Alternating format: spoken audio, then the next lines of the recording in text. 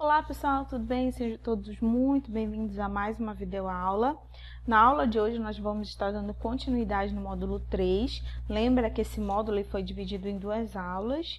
Então, esse módulo chama-se Processo de Envelhecimento e hoje é a aula 2. A aula ela vai ser dividida em 3 partes, certo? Você vai ter um pequeno intervalo entre as partes, caso seja o seu desejo dar pausas entre essas partes, né, na pausa do vídeo para dar prosseguimento à videoaula, ou se você quiser, você pode seguir direto, né, se você tiver com tempo. Então, vamos lá, a parte 1.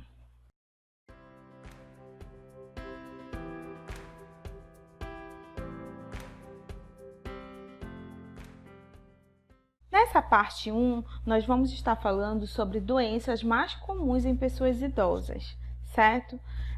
O processo de envelhecimento é um processo natural, mas ele aumenta a suscetibilidade da pessoa de desenvolver doenças, né? A pessoa ela fica mais suscetível, ela fica mais disposta, a predisposição a desenvolver certas doenças. Então, nós vamos ver aqui algumas doenças que são mais comuns em pessoas idosas. Primeira que a gente vai ver são as incontinências. As incontinências, a gente tem incontinência urinária e incontinência fecal. Incontinência é quando você não tem aquela capacidade ou controle sobre um determinado ato. Aqui no caso da incontinência urinária, a gente tem a incapacidade de segurar a urina, né, do processo de urina, e a fecal é a incapacidade de segurar as fezes, controlar o processo de defecação. Existem diversas causas que podem levar às incontinências, mas o que é mais importante é o impacto que esse processo vai causar na vida do indivíduo.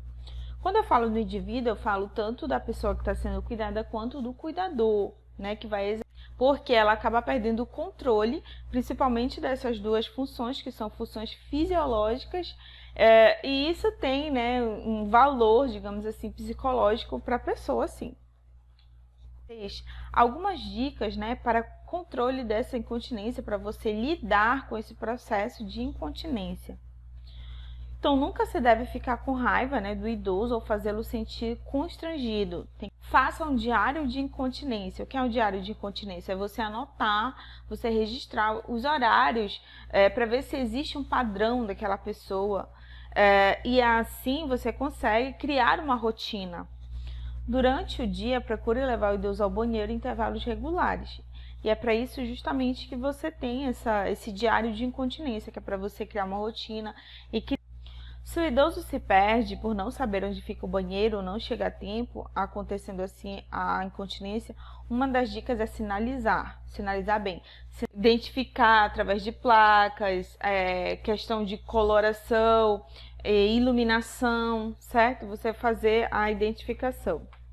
Não deixe o ambiente inadequado, como perigos de ordem estrutural, que é escorregadios, banheiros sem adaptação, iluminação insuficiente, dentre outros. É contraindicado restringir a ingestão de líquidos para que o idoso urine menos.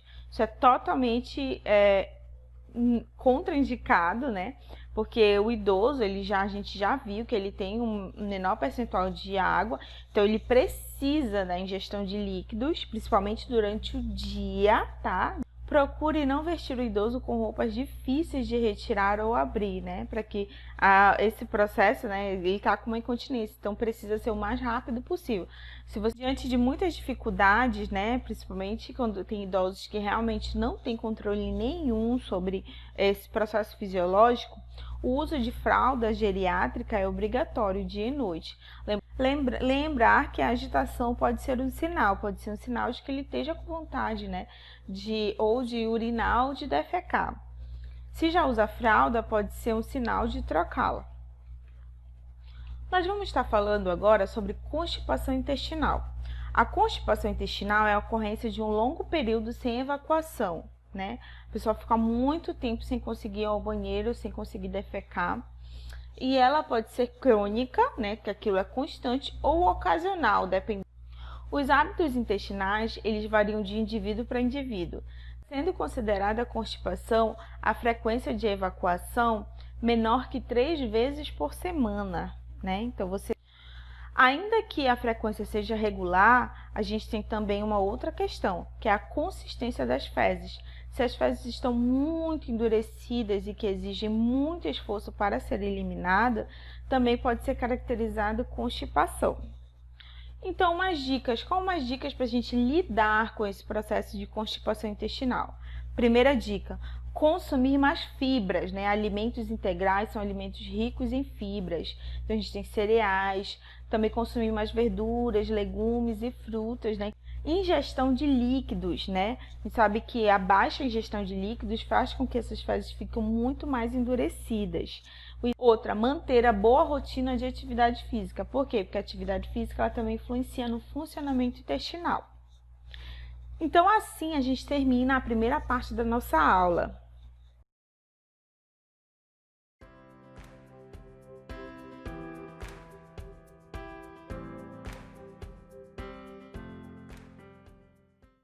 Vamos estar dando continuidade a essa aula, né? Essa é a parte 2. E nessa parte 2, nós vamos estar falando sobre afecções respiratórias, né? Doenças respiratórias mais comuns em pessoas idosas. Primeira doença que a gente vai falar é gripes e resfriados. Gripes e resfriados são infecções causadas por vírus, né, mas principalmente das vias aéreas superiores, né? Por quê? Porque é mais sentido aqui na região superior.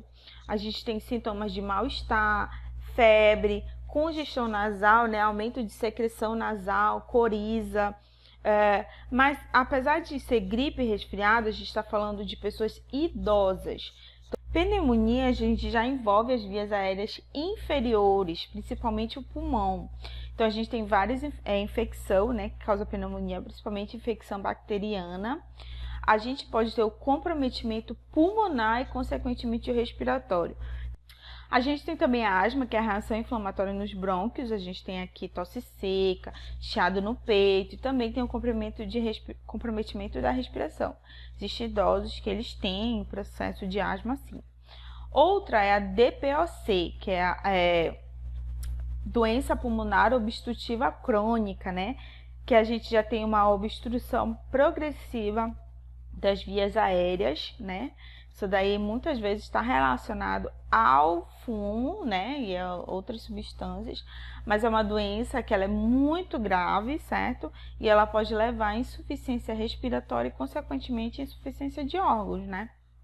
Outras afecções que nós vamos falar é sobre afecções endócrinas, como, por exemplo, o diabetes, o diabetes, a gente já tem a hiperglicemia, ou seja, o aumento de glicose, o aumento constante de glicose no sangue. Muitas das vezes está relacionado a problemas com a insulina, né? Problemas de secreção ou problemas de uso da insulina pelo corpo. O grande problema de não se controlar a diabetes, que a gente já viu, é complicações e lesões em órgãos-alvos. Que órgãos são? Principalmente rins, coração, cérebro, também tem a questão dos olhos, né? Causando retinopatia. Então, o não controle da diabetes, ela é um problema muito sério, principalmente para idosos. A gente tem também a hipoglicemia, onde a gente tem um baixo nível de glicose, aqui é o alto e aqui é o baixo, né? Baixo nível de glicose no sangue. Muitas das vezes a hipoglicemia ela está relacionada com problemas com medicação, principalmente a insulina, mas isso não quer dizer que é só isso, né? Longos períodos de jejum também pode levar, principalmente a pessoa idosa, ao processo de hipoglicemia. Mas, em geral, a gente tem, durante o uso da insulina, ali no ajuste de dose. O que é o problema? Que pode interferir na ação de órgãos, principalmente o cérebro. A hipoglicemia, ela diminui muito a atividade cerebral, né? E aí isso pode levar, inclusive, a pessoa ao coma. Outra que a gente tem são afecções circulatórias, como a hipertensão e o acidente vascular encefálico. Tem outros, professor? Tem, com certeza, né? Então, a gente tem hipertensão, que é a elevação sustentada da pressão arterial. Então, a pessoa tem aquela pressão arterial constantemente alta. é uma doença progressiva e que ela tem um grande perigo justamente também por lesões de órgãos-alvos, né? Principalmente os rins, né? E também a gente tem o coração, né? E a gente tem também o cérebro.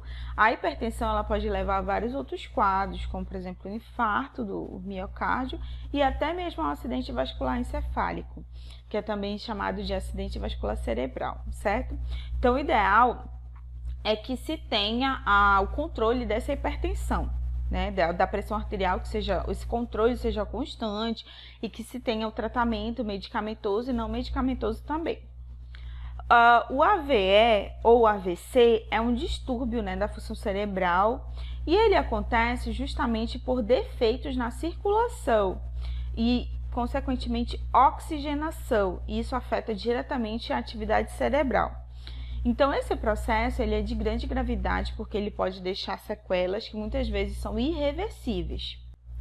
A gente tem também afecções neuropsicológicas e de comportamento, como, por exemplo, a depressão. A maioria dessas doenças que a gente está falando aqui nessa aula, a gente já viu em outros módulos, módulo de patologia e módulo de farmacologia, ok? Então, aqui a gente está lá no curso atendente de farmácia. Então, a gente está aqui relembrando, certo? Então, a gente tem a depressão, né, que é o comprometimento físico e psicológico. A depressão é uma doença de alta gravidade, porque ela leva a alterações comportamentais também. A depressão ela já é muito comum em pessoas idosas, principalmente pelo processo de aceitação dessa nova fase da vida, digamos assim. A gente tem também a demência, que é o decréscimo da função cognitiva, né? Memória, linguagem e compreensão. A gente tem também a alucinação, que é a alucinação ou delírios, né? Visuais ou auditivos, e que a pessoa acaba acreditando que está vendo algo que não é real. E aí a gente acaba tendo uma alteração de comportamento. E também tem a doença de Parkinson, né? Que é causada pela degeneração de neurônios, onde a gente tem a perda do controle do movimento, principalmente do músculo muscular involuntário, né? Então, a gente tem ali a dificuldade de andar, a gente tem o tremor constante, dentre outros sintomas do Parkinson. Aqui a gente vai falar um pouquinho sobre afecções osteomusculares, né? Que são osteoartrite, que é também chamada de artrose, é uma doença reumática onde a gente tem a degeneração da cartilagem das articulações e com isso a gente começa a ter dores intensas. A gente tem também a artrite reumatoide, que é uma destruição, né, que acaba causando deformidade nas articulações, né, na ligação das articulações. É um processo inflamatório intenso e que muitas vezes causa rigidez dos membros. E também tem a osteoporose, né, que é muito comum. Redução da massa óssea e aumento de fragilidade óssea, fazendo com que se aumente o risco de fraturas, principalmente em casos de queda. Então, aqui a gente termina a parte 2 dessa aula. Vamos dar continuidade nessa aula com a parte 3, tá?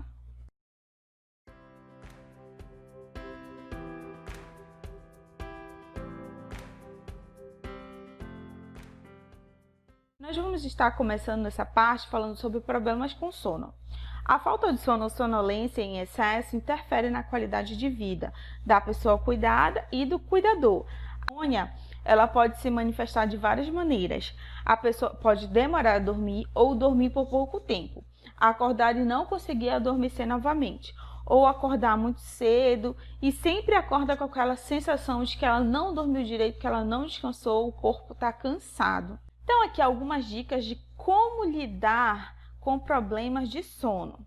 Primeiro, evite, após as 18 horas, dar à pessoa substâncias estimulantes, né? Principalmente, por exemplo, café, chá preto, chá mate, então, substâncias que vão prejudicar o sono, já que aquela pessoa ela já tem um problema com sono. Segunda dica, verifique se a pessoa cuidada está sentindo dor, coceira na pele, cãibra ou qualquer outro tipo de desconforto que pode estar prejudicando esse sono. À noite, evite dar muito líquidos à pessoa, à noite, tá, pessoal? Se necessário, converse com a equipe de saúde sobre a possibilidade de mudar horários de medicação, se necessário, tá? Principalmente as medicações que você observa que aumentam a vontade de urinar. Mantenha uma iluminação mínima no quarto de modo a facilitar os cuidados e não interferir no sono da pessoa. Então, você Evite que a pessoa cuidada permaneça muito tempo à noite assistindo televisão ou lendo, que aí você acaba estimulando a atividade cerebral e aí você perde o sono, certo? Reconhecendo o fim. Reconhecendo o fim é como realmente o fim da vida. Nesse processo é muito importante trabalhar os sentimentos da pessoa que está passando pelo processo e da pessoa que está cuidando, né, dessa outra pessoa. Os limites e entender que você realmente fez de tudo, fez o melhor, você ter ali na sua consciência que você deu o seu melhor, fez de tudo, o seu trabalho muito bem feito para deixar, para fazer com que aquela pessoa tenha qualidade de vida até o fim da vida dela. Pratique o que é a escuta ativa, né, através de partilhar sentimentos e seja um apoio, né, integre essa rede de apoio para contribuir de forma efetiva, né, até o fim da vida da pessoa que está sendo cuidada. Como proceder em frente ao óbito? Existe o óbito domiciliar e o óbito hospitalar. No óbito domiciliar, o ideal é que se procure um serviço de verificação de óbito, né, para se atestar mesmo. O serviço, ou o médico, na verdade, ele emite uma certidão de óbito. No hospital, todo esse processo é feito lá no hospital, né? De posse dessa certidão, nesse documento legal, porque aqui vai e registra ele em cartório, né, para legalizar e autenticar o documento. E aí sim você pode dar prosseguimento às providências fúnebres, velório, processo de enterro, certo? Da pessoa. Então, pessoal, essa foi a aula de hoje. Espero que vocês tenham entendido. Qualquer dúvida, entre em contato comigo. Leiam a apostila, façam o exercício. Tenham todos uma ótima semana e até a aula que vem.